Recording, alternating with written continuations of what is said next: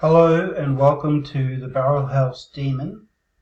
This is a chapter that I put as a teaser for another story at the end of my book Devil of Dark Dreams.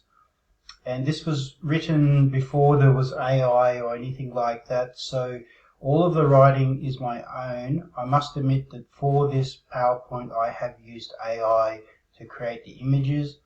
The images are not exactly perfect, but they're good enough for the purposes of this.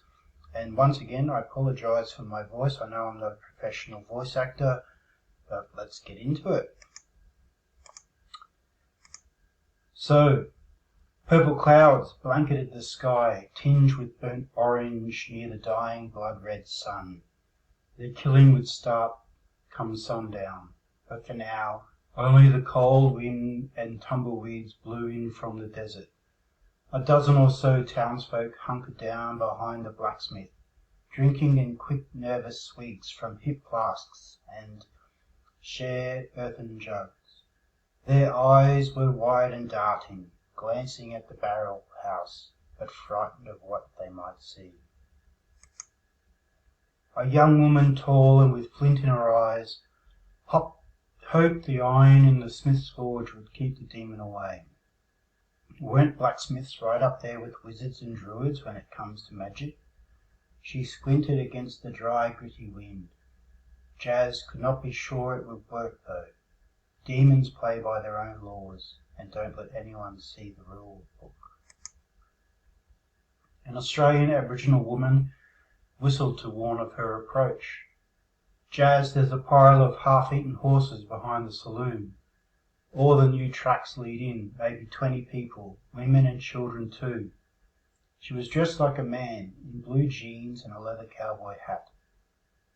She was followed by a thin man who smiled like a frog at Jazz when he approached, but didn't make a sound. They were both dusty from scouting around. "Did you get a look through the window, Gracie?" Jazz asked, although her gut already knew the answer. Gracie grimaced. "Of course. It's in there, the one that killed Teresa." Jazz gripped the weapon concealed under her dark brown poncho. "The one that killed my mother." Gracie's eyes softened. "Are you going to be okay?" She touched Jazz's shoulder, but then withdrew her hand tentatively. There was an unspoken tension between them. "How is your swag going at night? Cold and lonely without me?" Jazz hissed between her teeth. "Can it? This is a conservative timeline. We don't need the locals to distrust us any more than they already do." Jazz relaxed her grip on the revolver she concealed. "I'll be right, thanks. Go grab some coffee with Ned and make sure he doesn't get into any trouble." Jazz looked at Gracie and Ned warmly. The three of them had been travelling together for some time now. Then she looked up at the men gathered behind the blacksmith. Ned was making some coffee a little awkwardly, but nothing that couldn't be put down to shyness. None of these cowpokes seemed to suspect that Ned wasn't human. His disguise was still holding, but for how much longer, Jazz wondered. The small town on the edge of the desert did not see many travellers. There was no gold to lure adventurous prospectors here. The most that could be said about it was that the Barrelhouse served the stagecoaches as they passed through to somewhere more important. That townsfolk eked out a living as best they could, but this place wasn't much more than a couple of shacks huddled together against the cold desert nights. Why would it choose a place like this, Jazz wondered, but she had bigger things to worry about, and sitting around doing nothing made her bum ache.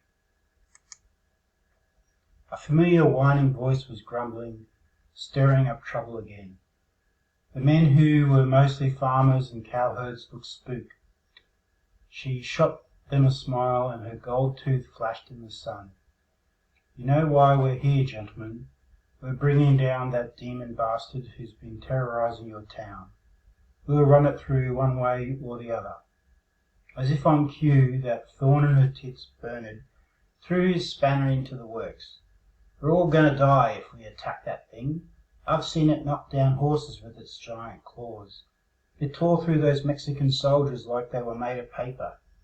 Bernard's face was white, and spittle flew out of his mouth. Such was his passion for cowardice.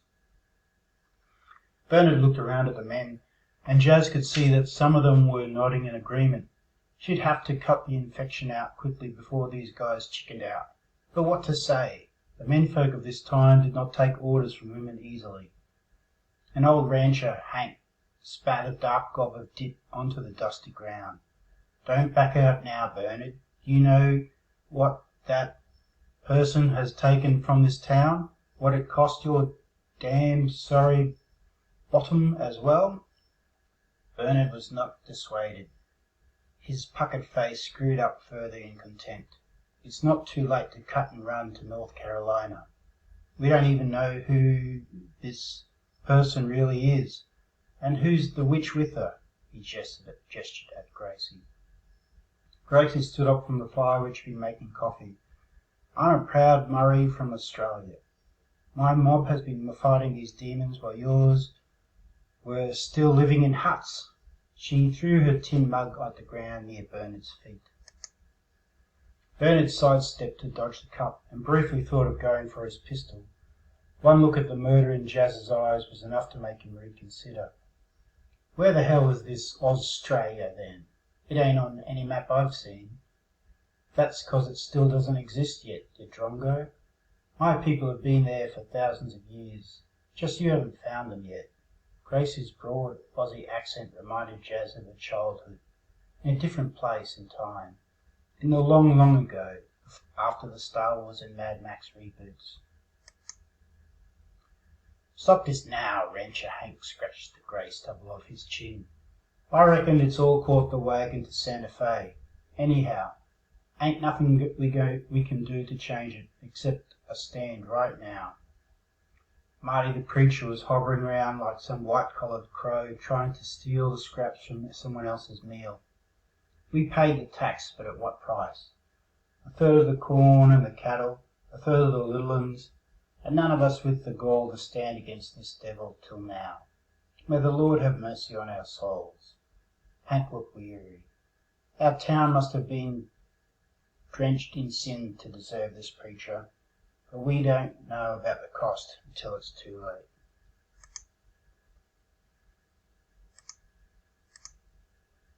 Ned's skilly alien frame looked like a teenager. Don't be so hard on yourself, Hank. It's an old tax, but one the Fomorians enjoy inflicting upon their victims. Few have been able to stand up to them once they're established. But there was no disrupting Marty's priestly fever. You fellows should stop your drinking and time wasting. Place your trust in Jesus to guide our hands today. Let God deliver his divine wrath to these demons from other worlds. Ned looked around comfortably while Marty started to lead the men in the prayer. They were a motley mob with an assorted array of flintlock muskets, blunderbusses, and, if they were lucky, Kentucky rifles. Some only had farming tools, the weapons of pioneers, hunters, and homesteaders. Not a cannon or automatic rifle among them, Ned thought, but kept quiet. They were all dead anyway. The Fomorian was probably immune to their primitive weapons, but the killing of them might just buy Jazz, Gracie, and Ned enough time to deal with the demon for once and for all. As if to echo Ned's thoughts, Bernard whimpered one last time. We're digging our own graves. That hole's already been dug, Bernie, Hank interrupted. Now quit your yapping if you've got nothing useful to say. Remember to change weapons after a while. Use your knives or axes if you have to, Jazz encouraged the men. We don't know what this thing's weaknesses are. There was so much blood on our hands already. A little more wouldn't be noticed. A horrible scream pierced the nervous stillness. Everyone looked up to see a young mother running out of the Barrelhouse as fast as she could, carrying a toddler. She burst through the door and ran along the dirt road that went through the middle of the town. That's my wife, Anne May, and little Hugh, the homesteader Jedediah yelled, shouldering his way forward without thinking. Rancher Hank yelled, aiming his rifle at the dark chasm of the barrelhouse door. "Run this way, ma'am. We'll cover you." Jed rushed forward, but the preacher Marty held him back. "Don't be rash, or the beast will get you too." Jed tried to tear himself from the priest's grasp. "Unhand me. Let me go to my wife." "You'll give away our position." "I don't care. She's my wife." Jed shook himself free, but he didn't get far. An evil-looking harpoon shot out of the barrelhouse door and skewered Aunt May through the calf, tripping her up. She hit the dirt road in a cloud of dust, but had the presence of mind to fall cradling the child so that young Hugh wasn't hurt. She lay there panting, crying, breathing in shallow raspy gasps, as the dust settled, caking around the moistness of her tear-stained face and mouth. Young Hugh lay dazed for a minute, and then began to bawl, coughing and spluttering with the same damn sandy dust. This was enough for Jed. He rushed out crazily, sidestepping any man who tried to pull him back behind her. The harpoon was connected to some sort of red oily rope like a great tendon. It pulled taut and Aunt May screamed, clutching at her leg. There were wicked barbs on the end of the harpoon, moving like they were alive, gripping and grasping onto the limb it had pierced, and the oily tendon kept inching backwards, dragging the screaming Aunt May back into the gloom of the barrelhouse. Jed yelled, "Stop, you bastard!"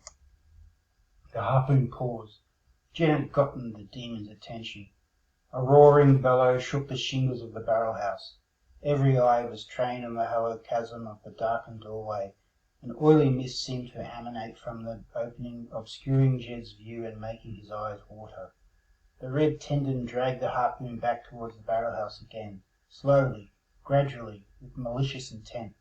Aunt May sobbed while the slack was taken up, and then screamed and was pulled taut. She strained in vain to tear her swollen bloody leg from the living harpoon's hold, but if anything the harpoon's barbs swerved their way deeper into her flesh. Young Hugh tried to pull his mother's arm, but when this didn't work he wailed and wrapped his arms around her neck.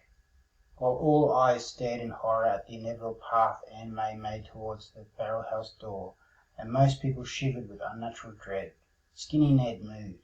He was good with a knife too, slashing quickly with his strange glowing blade. The tendon sliced in two, and Aunt May was free. Ned kept moving as quickly as he dared without raising the suspicion of the humans watching. He scooped up young Hugh and ran back to the blacksmith, where he handed him over to Theodore. Ted, the town barber surgeon, who stood there, gaping slack-jawed. Ned was halfway to the blacksmith before Jed reached his wife sprawling in the dust. "You'll be okay, darling.